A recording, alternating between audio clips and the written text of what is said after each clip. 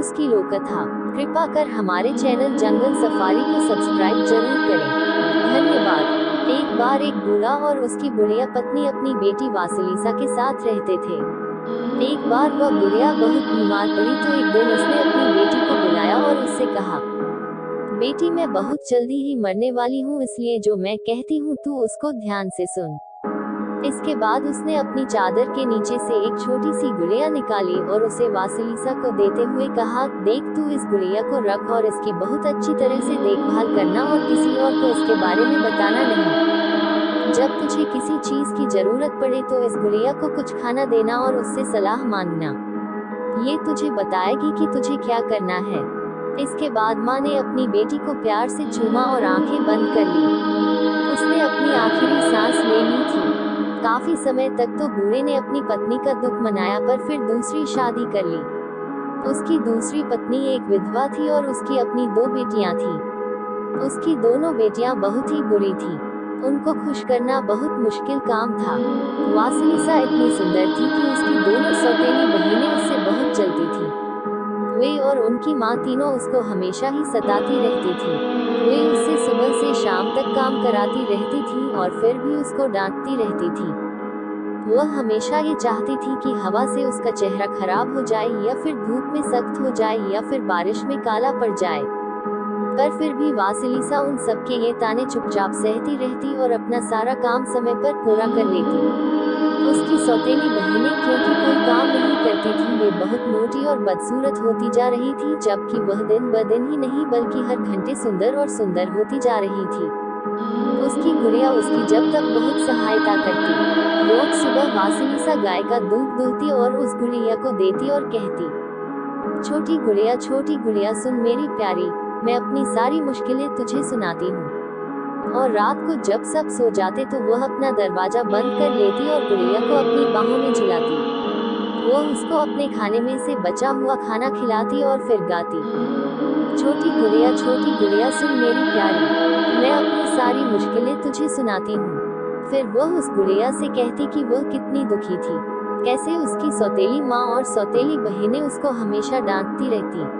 वह गुड़िया पहले तो खाती पीती, फिर उसको तसल्ली देती और उसका रोज का काम भी करा देती। जब वासिलिसा छाया में बैठकर अपने बालों में फूल गूंथती तो वह गुड़िया उसकी फूलों की क्यारियां साफ कर देती, उसकी रसोई घर में आग जला देती, उसके घर के फर्श झाड़ बुहार देती, उसका नाश्ता बना देती, और वह भी सब पलक झपकते ही। यही नहीं बल्कि वह गुड़िया उसको कुछ ऐसी पत्तियां भी देती जिनको लगाने से उसकी खाल सूरज की धूप, हवा और बारिश से बची रही। इससे वह और ज्यादा सुंदर होती जा रही थी। एक दिन पतझड़ के मौसम में वासिलिसा का पिता बाजार गया। उसको वहाँ कई दिन तक रहना था। उस रात जब अंधेरा हो गया तो बहुत जोर की बारिश पड़ने लगी। बारिश की बूंदें खिड़कियों पर जोर जोर से पड़ रही थी। हवा भी बहुत तेज बह रही थी। वो हवा गुफाओं में जाकर बहुत तेज आवाज कर रही थी। सौतेली माँ ने तीनों लड़कियों को एक एक काम सौंपा। सबसे बड़ी वाली लड़की को उसने कढ़ाई का काम दिया, दूसरी बेटी को उसने मोजा बुनने का काम दिया और वासिलिसा को उसने सूत काटने का काम दिया। जहाँ वे तीनों लड़कियां बैठी बैठी अपना काम कर रही थी, वहाँ उनकी माँ ने कोने में केवल एक बिर्च के पेड़ की शाख जलती छोड़ दी और सोने चली गई। कुछ देर तक तो वह शाख जली, पर फिर अचानक वह बुझ गई। दोनों सौतेली बहनें चिल्लाईं, अब हम क्या करें? चारों तरफ तो अंधेरा ही अंधेरा है और हमको अपना काम खत्म करना है। किसी को तो रोशनी लानी ही पड़ेगी। सबसे बड़ी बेटी बोली, मैं तो बाबा यागा के घर जा नहीं रही। दूसरी बेटी बोली, मैं भी उसके घर नहीं जा रही। तो दोनों एक साथ बोली, तब तो वासिलिसा को ही उसके घर जाना पड़ेगा और उसके घर से रोशनी लानी पड़ेगी। ऐसा कहकर उन दोनों ने अपनी सौतेली बहन को बाबा यागा के घर से रोशनी लाने के लिए धक्का देकर बाहर निकाल दिया। बेचारी वासिलिसा पहले तो जानवरों के बाड़ी में गई। वहाँ उसने कुछ खाने के टुकड़े अपनी गुड़िया को खिलाए और बोली, छोटी गुड़िया सुन मेरी प्यारी, मैं अपनी सारी मुश्किलें तुझे सुनाती हूँ। और फिर उसने उसको बताया कि उसकी सौतेली बहनों ने उसको बाबा यागा के घर जाकर रोशनी लाने को कहा है। वह चुड़ैल जादू करनी तो उसको यकीनन खा ही जाएगी। उस छोटी गुड़िया ने अपना खाना शांति से चुपचाप खाया। खाना खाने के बाद उसकी दोनों आंखें दो चमकीली जलती हुई मोमबत्ती की तरह से चमकने लगी। वह बोली, डरो नहीं वासिलिसा, तुम मुझे अपने पास ही रखो और बेधड़क होकर तुम बाबा यागा के पास जाओ। बाबा यागा तुमको कोई नुकसान नहीं पहुंचा सकती। वासिलिसा ने गुड़िया को अपनी जेब में रखा और अंधेरे जंगल की तरफ चल दी। वहां उसके चारों तरफ के पेड़ ऊंचे ऊंचे खड़े हो गए। अब आसमान में न तो चांद और न ही तारे दिखाई दे रहे थे। अचानक पता नहीं कहां से एक घुड़सवार वहां से गुजरा। उस घुड़सवार का मुंह बिल्कुल सफेद था, उसका शाल भी सफेद था, उसका घोड़ा भी सफेद था और उसकी लगाम भी सफेद थी जो अंधेरे जंगल में उजली उजली चमक रही थी। जैसे ही वह वहां से गुजरा तो सुबह की रोशनी पेड़ों से छन छन कर आने लगी और वासिलिसा उस रोशनी में चलती चली गई। तभी एक दूसरा घुड़सवार अपना घोड़ा दौड़ाता आया। उसका चेहरा लाल था, उसका शाल भी लाल था, उसका घोड़ा भी लाल था और उसके घोड़े की लाल लगाम उस सुबह की रोशनी में लाली फैला रही थी। जैसे ही वह लाल चेहरे वाला घुड़सवार वहां से गुजरा तो लाल लाल सूरज निकल आया और उसकी गरम गरम किरणें वासिलिसा के चेहरे को छूने लगी। वे किरणें उसके बालों पर पड़ी और उसकी बूंदों को सुखाने लगी। वासिलिसा बिना आराम किए जंगल में सारा दिन चलती रही। शाम तक चलते चलते वह जंगल में एक खुली जगह में आ गई। उस खुली जगह के बीच में मुर्गी के पंजों पर लकड़ी की एक झोपड़ी खड़ी थी। उस झोपड़ी के चारों तरफ एक चहारदीवारी लगी हुई थी जिस पर आदमियों की खोपड़ियां सजी हुई थी। उस चहारदीवारी में एक दरवाजा था जिसके डंडे एक मरे हुए आदमी की टांगों के थे। उस दरवाजे के कुंडे मरे हुए आदमी की बाहों के थे और उस दरवाजे के ताले मरे हुए आदमी के दांतों के थे। इस सब को देखकर वासिलिसा तो वहां डर के मारे बिल्कुल ही बिना हिले डुले जमीन से चिपकी खड़ी रह गई। तभी एक तीसरा घुड़सवार वहां अपना घोड़ा दौड़ाता हुआ आया। उसका चेहरा काला था, उसका शाल भी काला था, उसका घोड़ा भी काला था और उसके घोड़े की लगाम भी काली ही थी। जैसे ही वह वहां आया तो वह अपने घोड़े से उतरा और उन खोपड़ियों की अंधेरी आंखें जो उस झोपड़ी की चहारदीवारी पर लगी थी आग की तरह चमकने लगी। इससे वहां खुली जगह में दिन की तरह रोशनी हो गई। ये देखकर वासिलिसा कांपने लगी। इनको देखकर तो वह इतनी डर गई कि हिल भी नहीं पा रही थी। पर इससे ज्यादा बुरा हाल तो उसका अभी होने वाला था। जल्दी ही उसने महसूस किया कि हवा कांप रही थी और उसके पैरों के नीचे जमीन हिल रही थी। बाबा यागा जंगल में अपनी ओखली में बैठी, उसको अपने मुंह से उड़ाती और झाड़ू से अपने पीछे के निशान मिटाती उड़ती चली आ रही थी। झोपड़ी के दरवाजे पर आकर वह रुकी और वहां उसने अपनी नुकीली नाक उस लड़की की तरफ करके हवा में कुछ सूंघा और बोली, फूफी फोफुम, मुझे एक रूसी के खून की खुशबू आ रही है। तुम कौन हो? लड़की बोली, मैं वासिलिसा हूँ। मेरी बहनों ने मुझे यहाँ रोशनी लाने के लिए भेजा है। वो जादूगरनी चिल्लाई, आहा वासिलिसा, मैं तुम्हारी सौतेली माँ को बहुत अच्छी तरह जानती हूँ, तो तुमको रोशनी चाहिए। इसके लिए तुमको यहाँ ठहर कर मेरे लिए पहले कुछ काम करना पड़ेगा, उसके बाद हम देखेंगे। फिर वह अपने दरवाजे की तरफ मुड़ी और बोली, ओ मेरे मजबूत कुंडे खुल जा, खुल जा मेरे चौड़े दरवाजे, खुल जा। दरवाजा तुरंत ही खुल गया। दरवाजा खुलते ही बाबा यागा अपनी ओखली में बैठी अंदर चली गई। वासिलिसा उसके पीछे पीछे थी। जैसे ही दोनों उस दरवाजे के अंदर घुसी तो वह दरवाजा अपने आप फिर से वैसे ही कसकर बंद हो गया। अंदर पहुंचते ही उस जादूगरनी का बागीचा था जिसमें एक बिर्च का पेड़ खड़ा हुआ था। वह बिर्च का पेड़ वासिलिसा की आंखें निकालने के लिए नीचे की तरफ झुका तो जादूगरनी चिल्लाई, उसको छोड़ दे, मैं बाबा यागा उसको यहाँ लेकर आई हूँ। पेड़ ने उसको छोड़ दिया। वे आगे चले तो झोपड़ी के दरवाजे पर एक बहुत ही भयानक कुत्ता लेटा हुआ था। वह उस लड़की को देखकर उसको काटने दौड़ा। जादूगरनी वहां भी चिल्लाए, ओ कुत्ते, उसको छोड़ दे, मैं बाबा यागा उसको यहाँ लेकर आई हूँ। ये सुनकर कुत्ते ने भी उसको छोड़ दिया।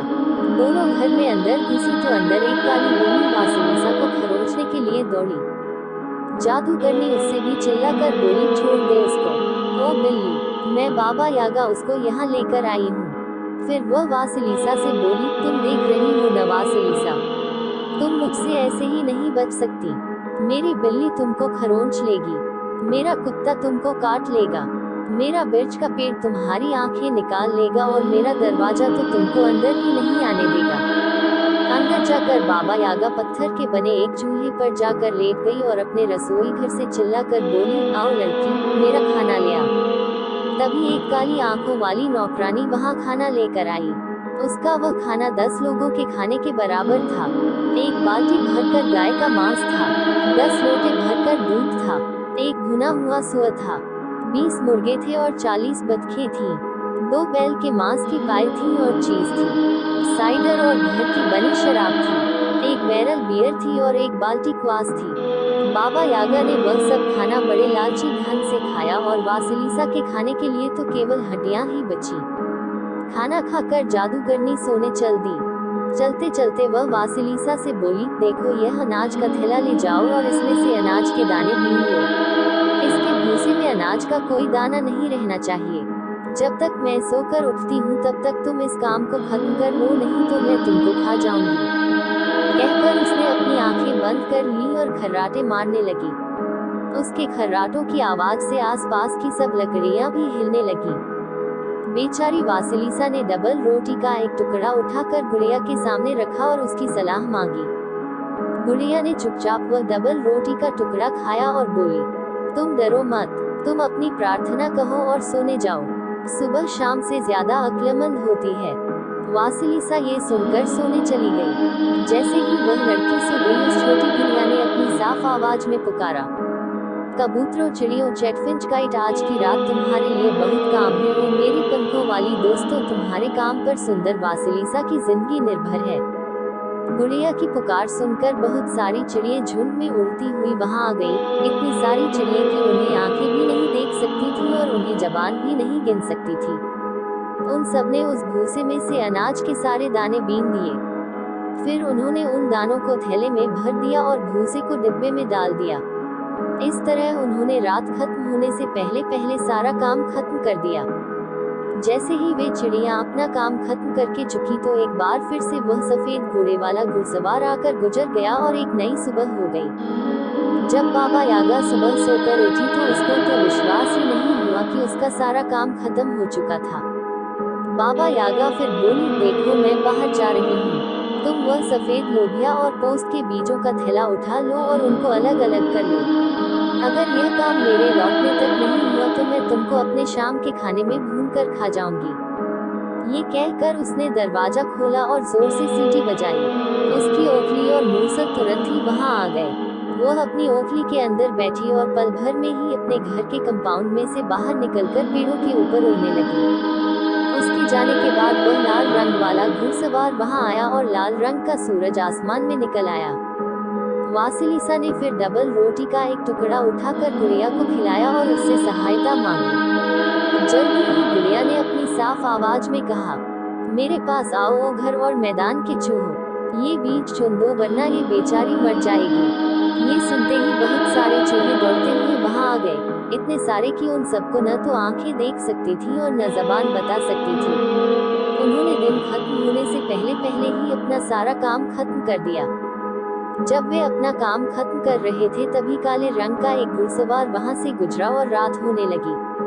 चारदीवारी पर लगी हुई खोपड़ियों की आंखें आग की तरह से जगमगाने लगी, पेड़ सनसना कर हिलने लगे और उनकी पत्तियां हिलने लगी। बाबा यागा वापस आ रही थी। उसने पूछा, क्या तुमने वह सब कर लिया जो मैं तुमसे कह कर गई थी? जी दादी माँ, सब कर लिया। उसका सारा काम खत्म देखकर बाबा यागा तो बहुत गुस्सा हो गई, क्योंकि इसकी तो उसको बिल्कुल भी आशा नहीं थी, पर वह कुछ कर भी नहीं सकती थी क्योंकि उसका सारा काम तो खत्म हो गया था। वह बोली, ठीक है तुम जाकर सो जाओ, अब मैं खाना खाऊंगी। वासिलिसा अंगीठी के पीछे फटे कपड़ों पर लेट गई। वो वहाँ लेटी लेटी बाबा यागा और काली आंखों वाली नौकरानी की बातें सुनती रही। बाबा यागा उससे कह रही थी, अंगीठी जलाओ और उसको खूब गर्म करके खूब लाल कर लो। जब मैं सोकर उठूंगी तो उस लड़की को अपनी अंगीठी में भूनूंगी। उसके बाद वह अंगीठी पर जाकर लेट गई। उसने अपनी ठोड़ी एक अलमारी पर रख ली, अपनी नाक एक बेंच पर रख दी और अपने आप को अपने पैर से ढक लिया। उसने इतनी जोर से खराटे मारने शुरू कर दिए कि सारा जंगल हिलने लगा। वासिलिसा ये सब सुनकर रोने लगी। उसने अपनी छोटी गुड़िया अपनी जेब से निकाली और उसके सामने डबल रोटी का एक टुकड़ा रख कर बोली, छोटी गुड़िया सुन मेरी प्यारी, मैं अपनी सारी मुश्किलें तुझे सुनाती हूँ। गुड़िया ने उसको बताया कि उसको क्या करना है। वासिलिसा रसोई घर में गई और उस काली आंखों वाली नौकरानी के सामने सिर झुकाया और बोली, मेहरबानी करके मेरी सहायता करो। जब तुम अंगीठी जलाओ तो लकड़ी पर थोड़ा सा पानी डाल देना ताकि वे कम जले। इस काम के लिए तुम मेरा ये सिर का स्कार्फ रख लो। नौकरानी बोली, ठीक है वासिलिसा, मैं तुम्हारी सहायता जरूर करूंगी। आज से पहले मुझे किसी ने कभी कोई भेंट नहीं दी है। मैं जाकर उस जादूगरनी के पैर सहलाती हूँ ताकि वह और देर तक सोए। इतनी देर में तुम यहाँ से जितनी जल्दी हो सके भाग जाना। वासिलिसा ने पूछा, पर क्या वे तीनों घुड़सवार मुझे पकड़कर यहाँ वापस नहीं ले आएंगे? नौकरानी बोली, ओह नहीं, देखो न, वह जो सफेद रंग का घुड़सवार है वह सुबह है, वह जो लाल रंग का घुड़सवार है वह उगता हुआ सूरज है, और वह जो काले रंग का घुड़सवार है वह रात है। वे तुमको कोई नुकसान नहीं पहुंचाएंगे। इस बात से संतुष्ट होकर वासिलिसा झोपड़ी से भाग ली, पर वह बड़ी काली बिल्ली उसके ऊपर तुरंत ही कूदी। वह उसके चेहरे को खरोंच देती कि तभी उसने उस बिल्ली की तरफ एक पाई फेंक दी। बिल्ली पाई खाने में लग गई और वासिलिसा सीढ़ियां उतरने लगी। नीचे उतरी तो बाबा यागा का कुत्ता बाहर निकला। वह उसे खा जाता अगर वह उसको हड्डी न फेंक देती तो। अब वह घर से बाहर जाने वाले रास्ते पर भाग रही थी कि बिर्च के पेड़ ने अपनी शाखाओं से उसके चेहरे को मारने की कोशिश की, पर तुरंत ही उसने उनको अपने बालों के एक रिबन से बांध दिया और पेड़ ने उसको बाहर जाने दिया। घर के बाहर जाने वाला दरवाजा बार बार खुलता और बंद हो रहा था तो उसने उसके कब्जों में सुबह की थोड़ी सी ओस लगा दी। दरवाजा खुल गया और वह उसके बाहर निकल गई। फिर उसको अपनी बहनों के लिए रोशनी की याद आई तो उसने चहारदीवारी पर से एक खोपड़ी उठाई, उसको एक डंडे पर लगाया और अपने घर की तरफ भाग ली। उस खोपड़ी की आंखों से निकलती हुई चमकती हुई रोशनी उसको उसके घर का रास्ता दिखा रही थी। इस बीच बाबा यागा जाग गई। उसने देखा कि लड़की तो भाग गई। वह अपनी काली आंखों वाली नौकरानी पर चिल्लाई, तुमने उसको जाने ही क्यों दिया? नौकरानी बोली, क्योंकि उसने मुझे अपना स्कार्फ दिया। मैंने तुम्हारी इतने दिनों सेवा की है पर तुमने मुझे सिवाय बुरा भला कहने के और कुछ नहीं दिया। फिर वह अपनी बड़ी काली बिल्ली की तरफ घूमी और उस पर चिल्लाई, तुमने उसको क्यों जाने दिया? बिल्ली बोली, उसने मुझे पाई दी।